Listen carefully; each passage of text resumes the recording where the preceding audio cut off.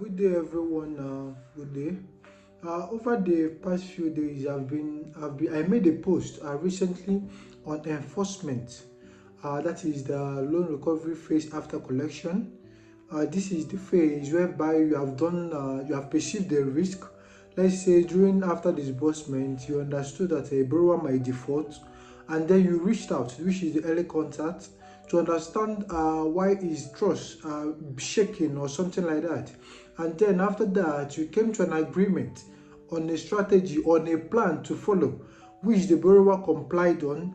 And then, but along the way, you notice that the borrower is not following the plan or the agreement as discussed.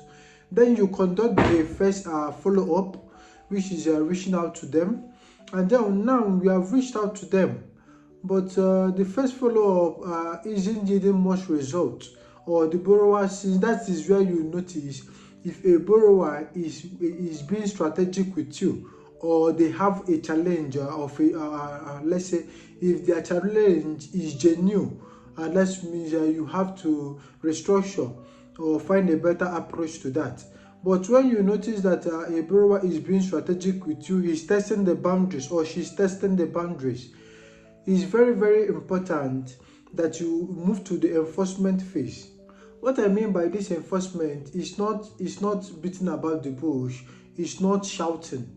Enforcement is simply a phase of, let's say, if, then, if and then. If a borrower doesn't comply, then this is what we are going to do. You already have a pre-written process, a pre-written let's say plan or strategy on how to go about a borrower that falls into this kind of category. Or if this scenario plays out like this, then this is how we are going to go about it.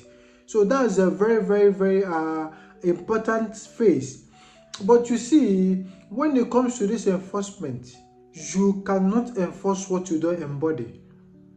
If you are not disciplined as an institution, you can't enforce discipline on a borrower. If you are not ordered, you can't let's say force a borrower to be ordered, because you don't know the part of orderly way. You don't know the part things are being done orderly. So that's a very big challenge. Institutions want borrower to comply, to listen to them, but you don't comply to the regulations of the institution of the industry. How then? This is just like, let's say, a mirror. Whatever you embody is what you expect to see. So it's very, very, very, very, very simple. Like I always said in recovery governance, it starts from the top. Whatever the officers see the leaders do, that is what they embody. And maybe subconsciously, or you are not even aware, you see that being reflected in the way the institution acts. So to be on the safer side, once you see a borrower repeating a specific action, or you see a set of borrowers or group of borrowers repeating a specific action, you don't get angry.